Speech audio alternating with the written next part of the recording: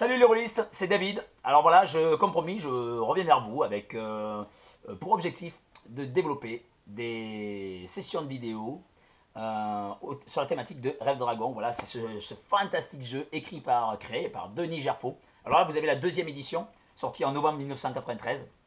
Ça nous rajeunit pas tout ça, c'était il y a quelques temps de ça. Et donc ce jeu, qui est juste énorme, eh bien, me suit depuis des années. Bon, moi ça on s'en fout, ça c'est ma vie. Toutefois, il faut savoir une chose, c'est que très prochainement, on l'attend. C'est la sortie du nouveau coffret, la nouvelle réédition de ce jeu fantastique, Rêve de Dragon de Denis Gerfaut, avec des cadeaux mais énormes que Scriptarium nous fait avec Gidus et puis Monsieur Gerfaut et Barthélemy et Manien. Tout ça, ce sont tous ces grands artistes qui se sont réunis pour nous faire un énorme cadeau en 2018. On l'attend. J'espère d'ailleurs pour ceux qui n'ont pas pu faire le crowdfunding, qu'ils vont pouvoir se le procurer parce que c'est un chef-d'œuvre. Ce jeu est un chef-d'œuvre. Alors, pourquoi il m'a séduit ce jeu d'abord? Parce que pourquoi il est séduisant? Parce qu'en tant que rôliste, on le sait tous, quand on fait un jeu de rôle, qu'est-ce qu'on fait? On se fait un petit film dans la tête, collectif, et donc on rêve éveillé. Techniquement, le jeu de rôle, c'est un rêve éveillé. Et ce qui est très remarquable dans ce jeu, c'est qu'il tient sur le rêve.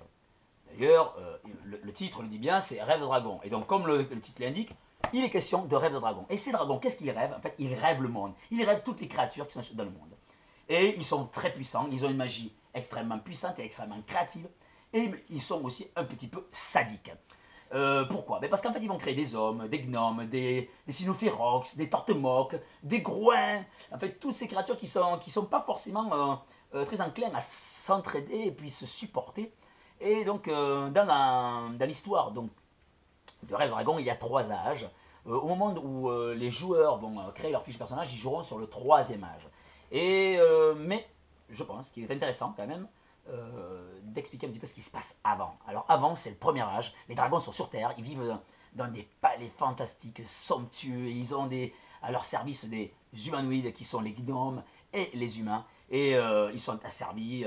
Alors, dans cette soumission, j'imagine que les dragons ont été quand même assez sympas avec certaines castes, hein, certaines espèces, donc les gnomes et les humains. D'autres vivaient plus reculés, comme les cynophérox, les grouins, les tortemoques, enfin, voilà, les fiers à bras, ouais, voilà. Les gigants, et toutes ces créatures qui ont été inventées par les dragons vivent dans des régions plutôt reculées, mais il existe quand même des conflits. Et ces conflits, en fait, c'est du spectacle pour les dragons. Et ils adorent ça. Et donc, pendant que les dragons qui vivent dans ces grands palais se délectent de voir ces batailles batailles rangées entre clans, entre civilisations, entre populations, entre espèces vivantes, eh bien, il en est une qui n'est pas forcément la plus encline à peut-être faire des batailles, mais ce sont les gnomes. Eh bien, ces gnomes, ils ont compris un truc. Les dragons tirent leur magie de quelque chose en particulier, donc du rêve. Et de ce rêve, ils vont récolter des larmes de dragon. Ces larmes de dragon, ce sont des pierres précieuses. Et grâce à ces pierres précieuses, ces gnomes vont toucher à l'essence même du rêve. Et réussir, eux aussi, à modifier le réel en allant modifier la conscience des dragons. Et voilà, ils vont faire les premiers objets magiques, les premiers artefacts, les premières magies, les premières décoctions, en fait, tout ce qui touche à la magie primaire. Hein. Et ils vont petit à petit donc développer ce sens de la magie qui aura pour répercussion d'agacer les dragons. Et oui, parce que dans leur tête, ils ne sont plus maîtres totalement de ce qu'ils ont rêvé. Et donc, ceci va provoquer le premier grand réveil des dragons. Et ce grand réveil des dragons, c'est quand même quelque chose de terrifiant, c'est cataclysmique. Les 9 dixièmes du vivant va disparaître. Et oui, parce que ce grand réveil, il est dû à quoi? Il est dû à des cauchemars que les dragons faisaient, puisqu'ils ne maîtrisaient plus leurs rêves. Le fait même de se rêver sur Terre n'était même plus maîtrisable, puisque tout était chamboulé.